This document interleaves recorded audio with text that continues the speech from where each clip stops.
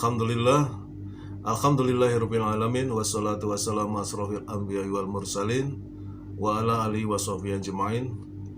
Teman-teman sekalian, apa kabar? Mudah-mudahan kita semua dalam keadaan sehat walafiat, dalam lindungan dan ridha Allah Subhanahu wa taala. Amin. Melanjutkan sesi obrolan saya dengan Ustadz Haji Muhammad Ridho Isam. Pada hari ini kami akan membawakan topik tentang menyikapi takdir, ya. Dalam kehidupan seringkali di antara kita ada yang kemudian berkeluh kesah, mengapa saya tetap begini-begini aja, mengapa saya miskin, mengapa saya jelek, mengapa nasib saya nggak bagus. Nah, mungkin ada yang begitu, itu yang negatif loh. Kalau yang positif nggak usah diceritakan. Orang yang sudah berada dalam jalur positif tentu akan senang, bahagia. Ini kaitannya dengan takdir. Apakah memang demikian yang namanya takdir itu? Suatu ketentuan dari Allah.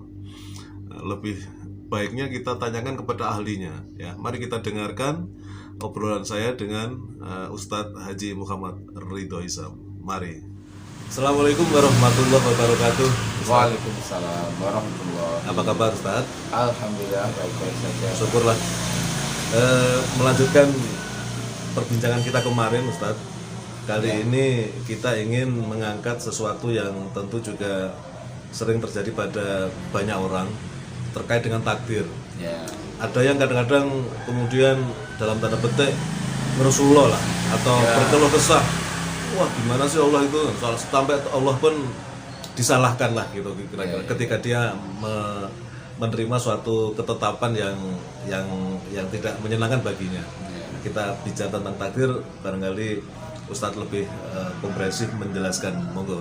Jadi takdir ini asalnya dari bahasa Arab. Qaddara yuqaddiru takdir. Tapi sudah menjadi bahasa Indonesia. Artinya sudah familiar kita dengan kata takdir. Ada juga kata qadar, kadar. Itu bahasa Arab juga. Kemudian juga ada kata qadha. Ya, itu juga bahasa Arab. Jadi saya ingin menjelaskan ya dari aspek namanya bahasa. Yang pertama, Allah itu memang telah mentakdirkan. Faqaddarnahu taqdira. Wa kullu syai'in, dan segala sesuatu itu dijadikan ada takdirnya. Atau juga bisa diartikan ada ketentuannya. Jadi qaddara yuqaddiru takdir itu artinya menetapkan, menentukan. Bisa juga mengukur. Nah, misalnya saya mengukur panjang meja ini. Qaddiru tulah hadzal maktab. Seperti itu. Nah, takdir itu ada dua. Ya, ada yang mengatakan dua, yaitu pertama namanya musakhkhar atau taskhir. Artinya sesuatu ketetapan yang telah ditetapkan oleh Allah dan manusia tidak bisa memilihnya. Misalnya manusia dilahirkan laki-laki atau perempuan, dia tidak bisa memilih. Dia juga tidak bisa memilih siapa yang melahirkannya, ibunya itu siapa. Dia bahkan tidak bisa memilih di mana dia dilahirkan. Ya, kalau bisa memilih, ya mungkin milih di mana, ya di tempat yang dia senangi. Nah, itu adalah sesuatu yang dia tidak bisa memilih. Namanya musakhkhar. Makanya ada doa ketika orang dalam perjalanan sebagai penumpang, ya tidak bisa mengendalikan, dia hanya ikut saja. Maka doanya itu subhanalladzi sakhkhara lana. Maha suci Allah, zat yang menggerakkan kami, yang memperjalankan kami dalam perjalanan ini. Ya, sama dengan penumpang kereta api, penumpang pesawat, penumpang bis, ya itu nanti kemudinya itu pilotnya itu yang ada. Dan kita yang sebagai penumpang ya kita pasrah saja, tidak bisa berbuat apa-apa. Ya, misalnya seperti itu. Nah, kemudian ada yang disebut dengan takdir mukhayyar atau takhyir. Itu manusia diberi khair, diberi pilihan. Dari kata khara yakhiru khairan, jadi istakhara yastakhiru istikharah. Nah, istikharah itu kan sebenarnya memohon pilihan yang baik. Jadi dengan sholat atau dengan berdoa. Nah, kita bisa memilih jalan, Ya, Allah wa ja'alna likulli syai'in sababan, dan kami menjadikan segala sesuatu itu ada sebabnya. Kalau dalam surah Al-Kahfi malah ada ayat yang berulang-ulang, fa'atba'a sababa, lalu dia mengikuti sebab. Ya. Jadi segala sesuatu mesti ada jalannya. Menjadi orang kaya ada ceritanya, ya kan? Menjadi orang miskin juga ada ceritanya. Jadi orang pandai, menjadi profesor, ya doktor, begitu ada jalannya, ada sejarahnya. Begitu juga menjadi orang yang bodoh. Jadi segala sesuatu pasti Allah telah membuat atau memberikan jalannya. Inna hadainahu sabila, sungguh kami Allah telah menunjukkan sabil atau jalan, imma syakira wa imma kafura. Baik dia kemudian menjadi orang yang bersyukur atau dia menjadi orang yang kafir. Nah, jadi ada jalan yang benar itu siratal ladzina an'amta alaihim, yaitu jalan orang-orang yang telah memberi nikmat. Siapa itu? Minan nabiyyin, ya, para nabi, wasyuhada, wassolihin, orang-orang yang soleh. Wahasuna ulaika rafiqa, itu teman yang terbaik. Itu di ayat yang lain. Jadi jalannya para nabi, jalannya para ulama, pewaris nabi, itulah jalan yang mereka tempuh dan takdirnya berakhir di surga. Ya kan, dengan rahmat Allah.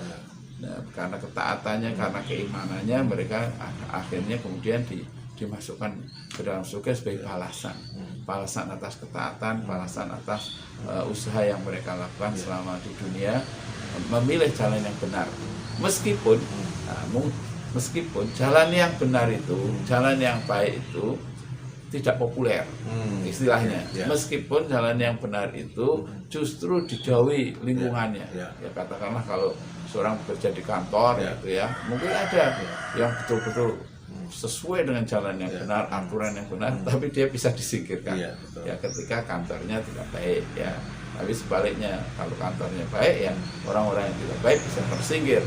Nah, jadi memang takdir itu seperti itu. Dahulu ada kisahnya.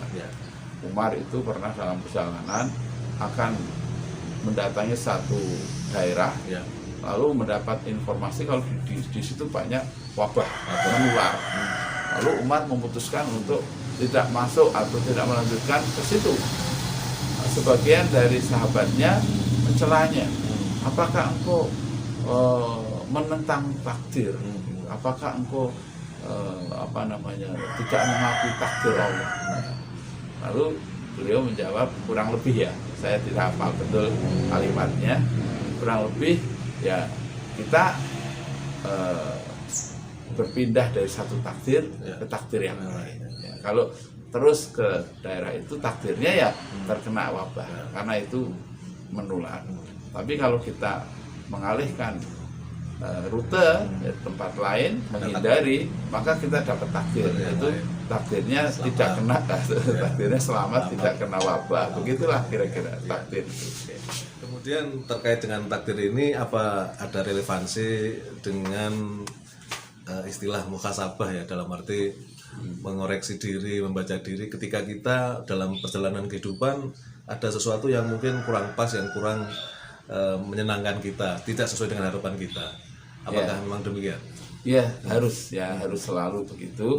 Jadi dalam perjalanan orang harus mengevaluasi diri, yaitu istilah yang lainnya muhasabah. Yang pernah dikatakan kalau tidak salah oleh Umar, hasibu anfusakum qabla an tuhasabu, wazinu anfusakum qabla an tuzan. Jadi hitung-hitunglah dirimu, ya. Evaluasilah atau koreksilah, introspeksilah, ya, sebelum engkau diperhitung atau dimintai perhitungan, ya. Nah, timbanglah sebelum engkau ditimbang. Jadi itu artinya bahwa kita dalam perjalanan boleh jadi jalan kita kurang cepat, bisa, atau kurang efektif. Ya sudah, benar di jalan yang benar, tapi hasilnya kurang maksimal. Nah, kita evaluasi.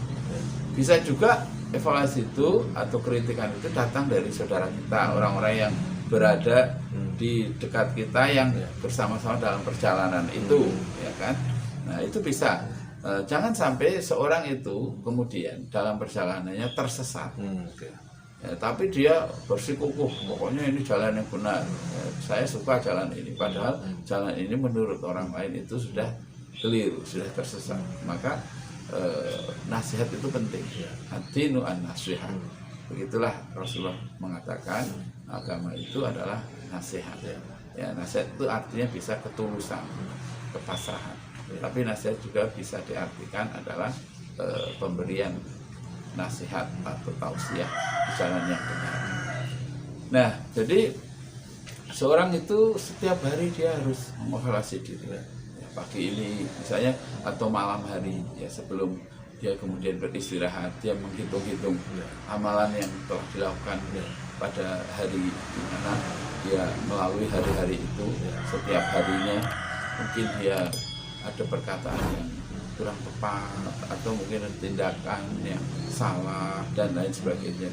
Ini kalau orang setiap hari berkaca itu nanti lama-lama bagus.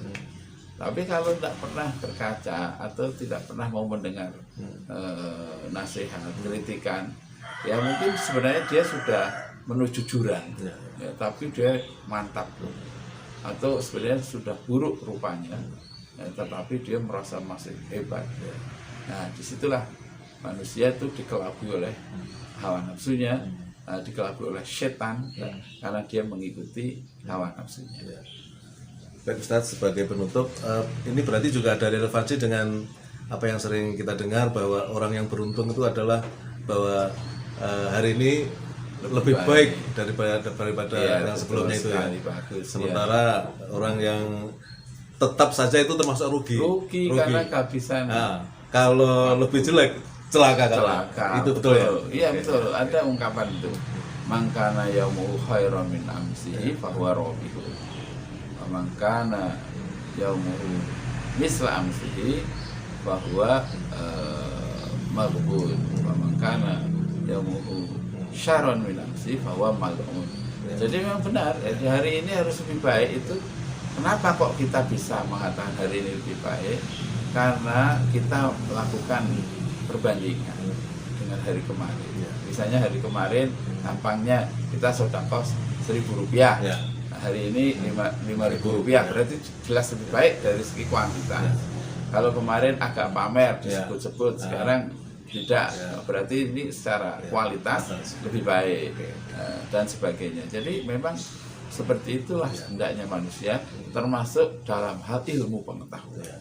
Ya, hari ini kita berbincang-bincang tentang takdir. Nah, semoga bertambah ilmu kita, ya kan? Nah, dan itu berarti lebih baik dari hari kemarin. Begitu kira-kira.